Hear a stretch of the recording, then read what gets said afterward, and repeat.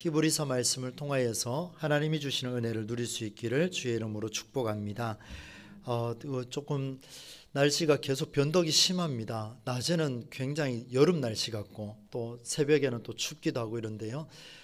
오전에 인사했던 대로 우리 한 번 더 인사합시다. 건강하게 신앙생활 합시다. 네, 오후 시간이라서 조금 더 졸릴 수 있을 것 같습니다. 허리를 쫙 펴시고, 네, 어깨도 한번 쫙 이렇게 한번 넓혀 보시고, 네, 좋습니다. 위로 기지개 한번 펴죠. 그냥 쫙 한번 펴 보시고, 아이고 신음 소리 나왔습니다. 네, 우리의 육신도 따라줘야 말씀도 들을 수가 있습니다. 늘 건강을 유의하시기를 부탁을 드리겠습니다. 오늘 이 히브리서 말씀은요, 제가 참 좋아하는 구절 중에 한 구절입니다. 히브리서 11장 전체를 제가 제 나름대로 연구하고 또 이렇게 정리해 놓은 게 있는데, 이 말씀을 한 구절 한 구절 볼 때마다 참 새록새록 또 새로운 것이 많이 떠오르게 되는데요. 여러분, 우리가 수요일 예배 때마다 아마 수요일 예배 나오신 분들은 우리 목사님이 갑자기 라합 이야기를 또 같은 걸 반복하시나, 준비가 좀 덜 됐나 이렇게 생각하실 수 있을 것 같은데 그렇지가 않습니다. 여러분, 오늘 이 말씀은요, 여호수아 말씀을 수요일마다 살펴보고 있습니다마는 여리고성을 앞에 두고 정탐꾼을 보내어 정탐하는 그 과정 속에 라합이라는 여인이 이 중심에 딱 들어옵니다. 그런데 구약 성경에서는 이 라합도 중요하게 여기고 주변에 있던 정탐꾼이나 여호수아나 하나님의 말씀을 중요하게 여기는 그 스토리가 전개된다면, 오늘 여기에 나오는 히브리서의 말씀은요, 다른 이야기가 없습니다. 단지 30절 보면 믿음으로 7일 동안 여리고를 도니, 다른 거 다 필요 없습니다. 이렇게 돌았는데 보니까 성이 와르르 하고 무너져 버렸습니다. 그리고 그 다음 나오는 구절이 31절입니다. 다른 내용이 없어요. 한 번만 더 또 읽어보도록 하겠습니다. 31절 같이 읽어봅시다. 시작. 믿음으로 기생 라합은 정탐꾼을 평안히 영접하였으므로 순종하지 아니하는 자와 함께 멸망하지 아니하였도다. 아멘. 이 말씀으로 한번 집중해 볼 텐데요, 저희 이 말씀 보면서 한 가지 굉장히 아쉬운 점이 있었습니다. 뭐냐면요, 히브리서 기자가 잠깐 졸았나 이런 생각이 좀 들 정도로, 왜 그런 생각이 들었냐면, 여러분, 라합을 소개할 때요, 믿음으로 라합은 이렇게 소개하면 되는데 왜 갑자기요, 이 좋지도 않은 용어를 믿음으로 기생 라합은 이렇게 쓰고 있을까? 굉장히 좀 마음이 불편하더라고요. 기생이라는 용어 자체가 우리에게 좀 좋은 용어는 아닙니다. 그죠? 왜 기생이라는 단어를 넣어놨을까? 믿음의 삶에 있어서는요, 남녀노소가 차별이 있습니까? 없습니까? 없습니다. 그죠? 어른이고 아이고 남자고 여자고 이 믿음의 삶에 대한 반응은요, 차별이 없습니다. 그런데 믿음으로 살았던 라합 이야기를 쓰면서 왜 기생이라고 넣냐 이 말입니다. 남자가 봐도 불편하고 여자가 봐도 불편하고, 특히 우리 유교 중심 사회에 밑바탕에 깔려있는 우리나라 사람들이 봐도 불편한 이 얘기를 왜 하고 있느냐 이 말입니다. 만일 여러분, 차별이 있을 수 없는데도 불구하고 차별을 나타내고 싶었다면 이 성경은 논란이 커집니다. 히브리서 기자는요, 이 성경에서 제외시켜야 되지 않을까, 그 정도로 논란이 커지는데요, 혹시나 다른 사람에게도 이런 수식어를 붙였을까 생각하면서 한번 찾아봤습니다. 지난번에 우리 믿음으로 에녹은 하면서 한번 살펴봤는데요, 오늘도 한번 또 보겠습니다. 여러분, 4절 말씀을 한번 보십시오. 수식어가 뭐라고 붙었는지를 한번 보세요. 4절에 믿음으로 아벨은 돼 있죠? 그 다음 5절에 믿음으로 에녹은, 넘어갑시다. 7절에 믿음으로, 8절에 믿음으로 아브라함은, 11절에 믿음으로 사라 자신도, 17절에 아브라함 이야기가 쭉 나오고요, 그 다음에 20절에 믿음으로 이삭은, 그 다음에 21절에 믿음으로 야곱은, 22절 믿음으로 요셉은, 23절 24절 믿음으로 모세는. 여러분 보세요, 중간에 수식하는 단어가 하나도 없습니다. 믿음으로 살았기 때문에 믿음으로 누구는 이렇게 하면서 긍정화시키고 믿음의 삶을 한번 본받아 봐라 이렇게 표현하고 있는데, 왜 기생이라는 용어를 넣어놨을까? 참 신기하지요. 차별하는 듯한 논란을 드러내고 있는데, 라합이 어떤 사람인지를 또 한번 찾아봤습니다. 이 내용은 지난번 수요일에 한번 했던 내용입니다. 들어보십시오. 라합이라는 사람은요, 유대 정통 혈육에서 태어난 사람이 아니었습니다. 이방 땅에 있는 여리고라고 하는 가나안 자손의 딸이었죠. 율법에 근거하면요, 그녀는 중대한 범죄를 지은 여인입니다. 왜요? 간음이라는 틀을 항상 가지고 있었기 때문에 그렇습니다. 그녀의 직업은 기생입니다. 우리말로 이야기하면 창녀라고 그렇게 표현을 하지요. 그리고 그녀는 여성입니다. 구약시대의 여성의 자리는요, 매우 소극적이었습니다. 이런 말을 들을 때마다 제가 남성이라서 힘들다, 이런 이야기를 제가 한 번씩 드리곤 하는데요, 여러분, 라합은요, 이런 특징을 가진 여성입니다. 이런 여성을 가리켜서 믿음으로 살아온 사람이다 라고 평가를 하고 있는데, 놀라지 않을 수가 없지요. 기생이라는 용어는 믿음하고는 연관되지가 않습니다. 아무리 살펴봐도 연관되지가 않습니다. 히브리서 기자가 이렇게 살아온 라합, 그녀의 믿음을 가리켜서 오늘 31절에 보니까 두 가지를 이야기합니다. 하나는 정탐꾼을 영접하였는데 어떻게 영접했다고 기록하고 있습니까? 평안히. 한번 따라서 합시다. 평안히. 그 다음 두 번째가 뭐냐면요, 순종하지 아니한 자와 함께 멸망하지 아니하였도다. 이 두 가지입니다. 이 두 가지 때문에 믿음의 삶을 살았다라고 그렇게 평가를 하고 있어요. 그러면 이 두 가지가 뭔지를 잠깐 한번 살펴보겠습니다. 오늘 핵심 내용에 가깝습니다. 평안히 영접하였다. 평안히 영접하였다. 우리가 그 집에서 여러분 손님을 맞이하시죠, 그죠? 대신방 때가 되면은 목사가 또 말씀 준비해서 온다고 하면서 여러분 굉장히 또 이렇게 긴장하면서도 기다리곤 하시던데요. 평안히 맞이한다라는 것은 마음을 평안하게 하고 또 오는 사람도 평안하게 하고 뭐 다른 근심과 걱정 없이 서로 쌍방이 평안하게 맞이한다, 이런 차원에서 우리가 많은 대화를 하고 있는데, 실제로 그랬을까? 실제로 평안히 맞이했을까? 여러분 한번 보십시오. 라합의 집에 두 사람이 들어왔습니다. 갑자기 꽝 하고 들어왔습니다. 이미 소식을 알고 있던 이 여리고 왕은요, 땅을 엿보러 온 자들을 찾으러 혈안이 되어 있습니다. 그리고 문을 쾅쾅쾅 두드립니다. 어두워진 시간에 바깥에서 묻습니다. 여기에 숨어있는 자들을 내놓으시오. 문을 쾅쾅 더 두드립니다. 빨리 내놓으시오. 문을 열지 않으면 부수고 들어가겠소. 뭐 이렇게 표현하면서 문을 열어줬습니다. 라합이 열어줬어요. 그러고 이 사람들이 묻습니다. 이 집에 들어온 자, 숨긴 자 내놔라. 숨긴 자 내놓지 않으면 너는 어떻게 될지 모른다. 여러분 얼마나 두려웠겠습니까?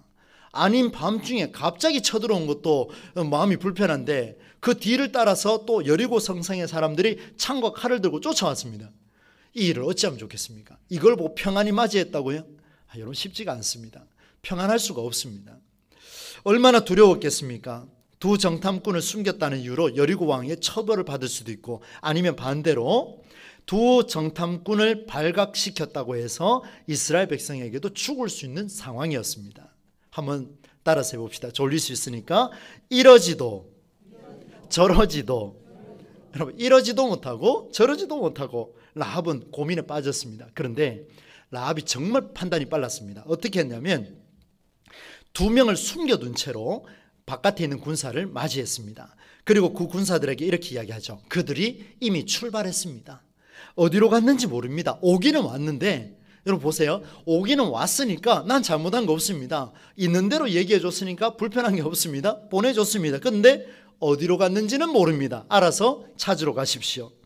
여러분 사실상 라합은요, 절대적으로 불가능한 속에서 새로운 삶을 찾고자 짧은 시간이었지만 고민했던 사람입니다. 어떤 고민을 하면서 이 사람이 이렇게 풀어냈는지를 제가 여호수아 2장 9절로 11절 말씀을 세 번역으로 한번 읽어드릴게요. 한번 들어보십시오. 나는 주님께서 이 땅을 당신들에게 주신 것을 압니다. 우리는 당신들 때문에 공포에 사로잡혀 있고 이 땅의 주민들은 모두 하나같이 당신들 때문에 간담이 서늘했습니다. 당신들이 이집트에서 나올 때 주님께서 당신들 앞에서 어떻게 홍해의 물을 마르게 했는지, 또 당신들이 요단강 동쪽에 있는 아모리 사람의 두 왕 시혼과 옥을 어떻게 전멸시켜서 희생제물로 바쳤는가 하는 소식을 이미 다 들었습니다. 두 가지의 소식을 들었어요. 우리는 그 말을 듣고 간담이 서늘했고 당신들 때문에 정신을 잃고 말았습니다. 위로는 하늘에서 아래로는 땅 위에서 과연 주 당신들의 하나님만이 참 하나님이십니다 라는 엄청난 고백을요 세상에 이런 고백을 그렇게 간단하게 할 수 있을까? 이렇게 그들에게 말을 전했습니다. 이런 내용을 보면요, 라합이 믿음이 대단한 것 같지요? 그런데 라합이 정말 신앙이 깊었을까? 여러분, 성경을 계속해서 한번 묵상해 보십시오. 그녀는 한순간에 이런 신앙이 깊어진 것은 아닌 것 같습니다. 왜냐하면요, 이스라엘이 여리고를 쳐들어왔을 때 여리고를 이길 수 있는 확률은 100만 분의 1입니다. 이것 또한 수요일날 한번 했습니다. 100만 분의 1이에요. 얼마라고요? 잠을 깨시고 얼마라고요? 100만 분의 1입니다. 100분의 1, 1000분의 1, 만분의 1, 10만 분의 1도 아니고 몇만 분의 1이라고요? 100만 분의 1입니다. 이길 수 있습니까? 없습니까? 보통 이렇게 내가 여러분 결혼하시기 전에 신랑 만나셨을 때 내가 한때는 막 10대 1로 17대 1로 붙어서 이겼다 뭐 이런 이야기를 한번 들어보셨지 않습니까? 근데 100만 분의 1이에요. 완전히 불가능한 이야기입니다. 그런데 보십시오, 여러분. 이 100만 분의 1, 바보가 아닌 이상 누가 이길지를 뻔히 알고 있는 이 대목, 아무리 이스라엘이 아모리 땅을 이겼다 해도 100만 분의 1 확률을 이 라합이 모르겠습니까? 전장에 나가오는 수많은 남성들이 그 라합의 집을 거쳐갈 텐데 모를 리가 없지요. 그런데 히브리서 기자가 그녀에 대해서 믿음으로라는 수식어를 단 것은 바로 이 점입니다. 한번 따라서 합시다. 주님께서, 잘 기억해 두십시오. 왜 이 말씀을 드리냐면 주님께서 이 땅을 당신들에게 주신 것을 압니다. 그런데 주어가 있습니다. 나는, 이게 중요합니다. 나는 주님께서 이 땅을 당신들에게 준 것을 누가 안다고요? 내가 압니다. 이게 바로 다른 점이에요. 내가 그것을 압니다. 무슨 말인가 하면 여호와 하나님의 이름을 바로 지금 내가 처음 들었는데 보니까 내가 안다라고 표현한 것은 바로 이 일이 나의 일이라는 사실을 이 라합이 깨달았다는 겁니다.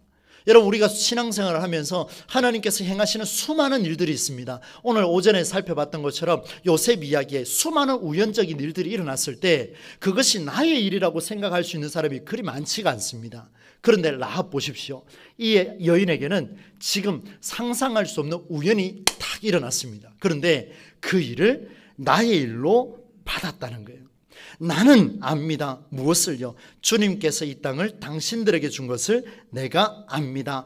옆에 있는 누군가의 말도 아니라 바로 나의 일이요, 내가 선포한 말이라는 것을 그가 말하고 있습니다. 그러면 여러분, 라합이 2명의 정탐꾼을 평안히 받아들였다는 것, 평안히 영접했다는 것은 다름 아닌 라합이 자신의 목숨을 내놓은 선택이었고 자신의 목숨을 내놓은 결단이었다는 것을 보여줍니다. 그게 바로 평안이었습니다. 들어온 사람이 평안해지기 위해서는 내가 목숨을 걸어야 하는 그 순간입니다. 들어온 사람이 평안해지기 위해서 내가 목숨 걸고 지키지 않으면, 내 목에 칼이 들어오든 창이 들어오든 지키지 않으면 안 된다라는 것을, 나는 주님께서 이 땅을 당신들에게 주신 것을 압니다라고 하는 그 말 한마디에 그의 결단이 들어있습니다. 그들의 평안을 담보로 자신의 목숨을 걸었습니다. 내 목숨을 담보로 그들의 평안을 지켜냈던 것이 바로 누구냐면 기생 라합입니다. 여러분, 히브리서 기자가요, 이제 2번째인데 라합의 삶을 가리켜서 순종하지 아니한 자의 의미를 성경적으로 재해석해 줍니다. 한번 들어보십시오. 지금은 머리를 아주 명쾌하게 하셔야 잘 이렇게 좀 소화가 될 것 같습니다. 여러분 한번 들어보세요. 구약시대 당시에요, 하나님의 말씀을 순종하지 아니한 자는 이스라엘의 혈통을 벗어난 모든 이방인 사람들은 순종하지 아니한 자로 낙인이 찍혔습니다. 그러면 오늘 보세요. 이 31절 한번 보시겠습니까? 순종하지 아니한 자와 함께 멸망하지 아니하였도다 라는 이 말을 봤을 때 라합은 순종한 자입니까? 순종하지 아니한 자입니까? 순종한 자입니까? 다시 한번 묻겠습니다. 여러분, 구약시대 당시에 하나님의 말씀을 순종하지 아니하는 자를 가리켜서 이스라엘의 혈통을 벗어난 사람은 모두 순종하지 아니한 자로 통일시켰습니다. 다시 한번 질문해 보겠습니다. 라합은 하나님의 말씀에 순종하는 자입니까? 순종하지 아니한 자입니까? 이해되시죠? 여러분 정확하게 보셨습니다. 그때 당시의 평가로는 순종하지 아니한 자로 영원히 죽을 수밖에 없는 이방인이었던 여인, 기생이었던 여인, 바로 여성이었던 여인, 이 여인을 가리켜서 순종하지 아니한 자와 함께 멸망하지 않았다라고 하는 것은 기적 중의 기적이요, 놀라운 역사 중의 역사요, 하나님의 섭리가 아니고선 도저히 설명할 수 없는 놀라운 일이라는 것을 히브리서 기자가 보여주고 있습니다. 완전히 낙인 찍었는데 그녀가 살았다라는 거예요. 놀라운 일이죠. 라합은 앞서 언급한 절대적인 불가능함 속에서 주님이 행하신 일임을 내가 안다라고 하는 그 엄청난 선언에서 그녀가 무엇이 달라졌냐면 세상적인 기준에 적용받지 않았다라는 놀라운 역사가 오늘 히브리서 기자를 통해서 드러나고 있습니다. 네, 한 번 더 따라서 하겠습니다. 세상적인 기준에 적용받지 않았다. 그렇습니다, 여러분. 세상적인 기준이 무엇입니까? 이스라엘 혈통을 벗어난 모든 사람은 순종하지 아니하는 자였습니다. 그렇다면 이들은 멸망해야 되는데, 신기하죠? 오늘 본문에 보니까 그들과 함께 멸망하지 않았다, 이렇게 말씀을 이어가고 있어요. 다시 말씀드리면 세상적인 기준에 적용받은 것이 아니라 하나님의 기준에 적용받은 줄로 믿습니다. 이게 바로 성경이에요, 여러분. 어느 누구도 예외가 없습니다. 차별의 대상이 없습니다. 하나님 앞에서는 하나님을 바로 믿으려고 몸부림치는 자는 세상적인 기준에, 우리의 전통의 기준에, 우리 교회 역사의 기준에 어느 누구도 적용되어서는 안 된다라는 것을 하나님이 보여주시는 게 바로 이 라합 이야기를 통해서 나타내고 있습니다. 여리고성을 정탐한 두 사람, 이스라엘로 돌아가 전장을 갖추고 여리고를 점령할 때 유일하게 살아남은 가족은요, 라합과 그녀의 가족밖에 없습니다. 하나님의 눈에는 여성이라는 제한도, 기생이라는 제한도, 이방인이라는 제한도 모두 의미가 없었습니다. 그러니 순종하지 아니한 자가 이방인이라는 제한 자체도 무의미했습니다. 남은 의미가 있다면 오직 한 가지, 그녀가 하나님의 딸이라는 사실밖에 없었습니다. 여러분, 나는 주님께서 이 땅을 당신들에게 허락한 줄 압니다. 그 말 한마디가 그냥 나온 게 아니었어요. 그냥 나온 게 아니었어요. 그 하나님이 나의 하나님이심을 내가 믿습니다. 전통에 의해서 내가 죽는다 할지라도, 여성이라 해서 내가 소외받는다 할지라도, 기생이라 하여 내가 욕먹는다 할지라도, 그럼에도 불구하고 나는 그것을 믿습니다. 그때 어떤 역사가 일어났느냐? 세상적인 기준이 아니라 하나님의 기준에 적용받는 놀라운 역사가 라합을 통해서 일어났습니다. 이제 말씀을 쭉 정리하면서 넘어가 보겠습니다. 여러분, 라합은요, 자신의 정체성을 바꾼 여인입니다. 대단한 인물이죠. 여러분, 대단하지요? 예, 졸리십니까? 라합이 대단하지요? 대단합니다. 정말 대단합니다. 네, 옆 사람에게 한번 이렇게 한번 축복합시다. 당신도 대단하십니다. 그냥 억지로 하시는 것 같은 느낌이 듭니다. 정말 우리 다 대단한 사람이에요. 근데 라합은요, 진짜 대단합니다. 왜냐하면요, 자신의 정체성을 바꾼 여인이에요. 여러분, 이 말 잘 기억하십시오. 자신의 정체성을 바꿨는데, 그런데요, 제가 이렇게 원고를 쓰고 곰곰이 묵상하며 다시 원고를 치는데요, 저도 모르게 이 손이 막 움직이기 시작했습니다. 왠지 아십니까? 한번 보세요. 다시 생각해 보니까 이 라합이라는 여인은요, 자신의 정체성을 바꾼 그런 대단한 인물이 아니었습니다. 그녀는 자신의 정체성을 바꾼 것이 아니라 자신의 정체성을 본래대로 되돌려 놓은 그 여인이었다는 사실을 제가 원고를 치면서 알게 됐습니다. 여러분, 바꿨다라는 내용하고 원래대로 되돌려 놓았다라는 것은 하늘과 땅 차이입니다. 완전히 다른 이야기예요. 바꿨다라는 것은 내 의지로 바꿔놨다는 거 아닙니까? 그런데 본래대로 되돌려 놓았다는 것은 하나님이 나를 원래대로 하나님의 형상대로 지으셨는데 그 길로 내가 되돌아갔다라는 거예요. 이게 놀라운 사실입니다. 사랑하는 우리 동부제일교회 성도 여러분, 여러분에게 어떤 직분도, 어떤 성별도, 어떤 연륜도, 어떤 경험도 모든 것을 내려놓고 오직 하나님께로 돌아가는, 하나님 앞에만 집중하는 나의 정체성을 원래대로 되돌려 놓을 수 있는 그런 우리 성도들이 될 수 있기를 주의 이름으로 간절히 축원합니다. 여러분, 여성이라서요, 기생이라서요, 이방인이라서요, 성경은 단 한 번도 그렇게 평가한 적이 없습니다. 저는 기생 라합이라고 표현해서 차별하는 줄 알았는데 그게 아니고 기생 라합이기 때문에 나는 주님께서 당신들에게 이 땅을 주신 줄 믿습니다, 압니다라는 고백을 할 수 있었다는 것. 일반 여성이었으면 과연 할 수 있을까요? 못했을 것 같습니다. 기생이었기 때문에 할 수 있었습니다. 언제요? 자기 목숨을 걸면서 할 수 있었습니다. 여러분, 성경에 제가 왜 이렇게까지 강조했는지를 대선언의 기록을 여러분에게 증거 자료로 한번 보여드리도록 하겠습니다. 여러분, 성경 빨리 한번 찾아봅시다. 말씀의 결론으로 넘어갑니다. 룻기 4장 18절로 22절 말씀입니다. 성경 룻기 빨리 한번 찾아보겠습니다. 룻기가 어디 있는지 잘 모르시는 분은 성경 408쪽으로 빨리 넘어가십시오. 408쪽으로 넘어갑니다. 룻기 4장 18절로 22절입니다. 네, 족보 이야기를 좀 안 할 수가 없습니다. 함께 한번 읽어보겠습니다. 찾으셨죠? 예, 함께 읽습니다. 시작. 베레스의 계보는 이러하니라. 베레스는 헤스론을 낳고 헤스론은 람을 낳고 람은 암미나답을 낳았고 암미나답은 나손을 낳았고 나손은 살몬을 낳았고 살몬은 보아스를 낳았고 보아스는 오벳을 낳았고 오벳은 이새를 낳았고 이새는 다윗을 낳았더라. 아멘. 무슨 말인지 하나도 잘 모르겠지요, 그죠?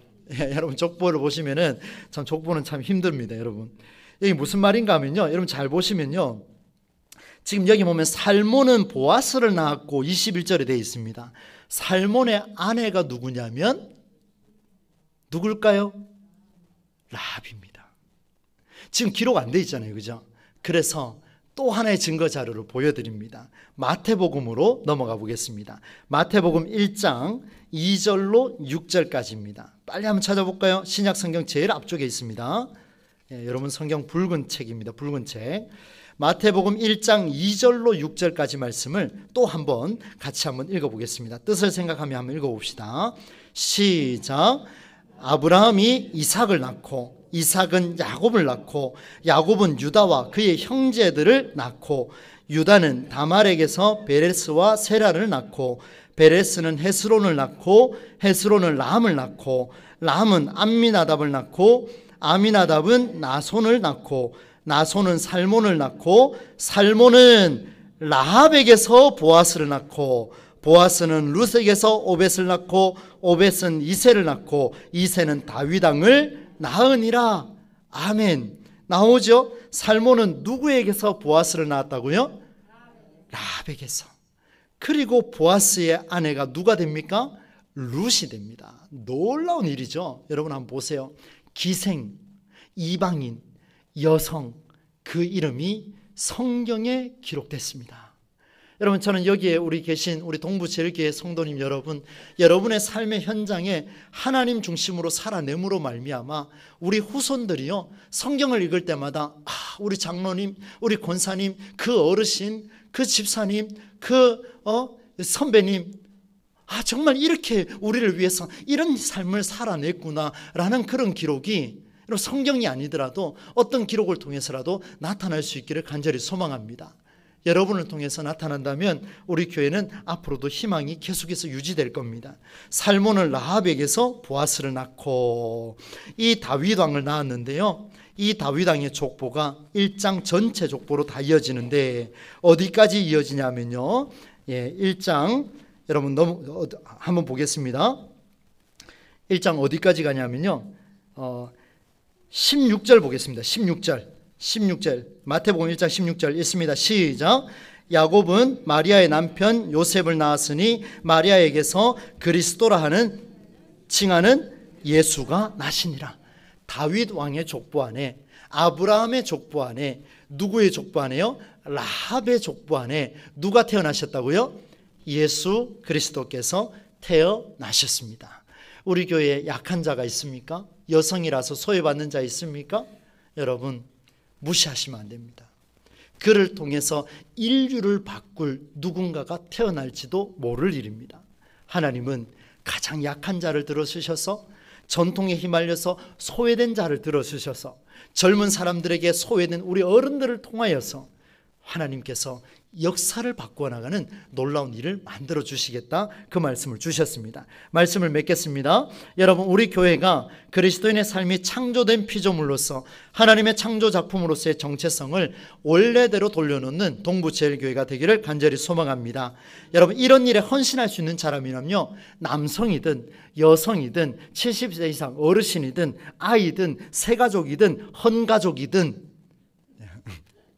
여러분 다 모두가 할 수 있도록 뒤에서 밀어주십시오. 그게 교회입니다. 그게 교회예요. 모두가 밀어주셔야 돼요.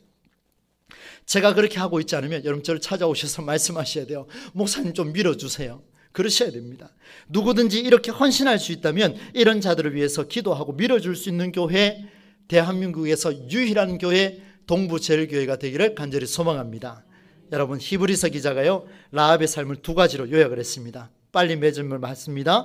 기생이라는 수식어를 남겨뒀는데, 첫 번째 이유는 하나님의 일하심을 나의 일로 받아들인 그 사람, 소외받았던 그 사람, 바로 기생 라합이었기 때문에 믿음으로 라는 수식어를 달았고, 두 번째는 기생 라합이 하나님의 창조작품으로서의 정체성을 원래대로 되돌려 놓은 그 사람이라는 사실을 보여주므로 히브리서 기자는 믿음으로 라는 수식어를 달게 되었습니다.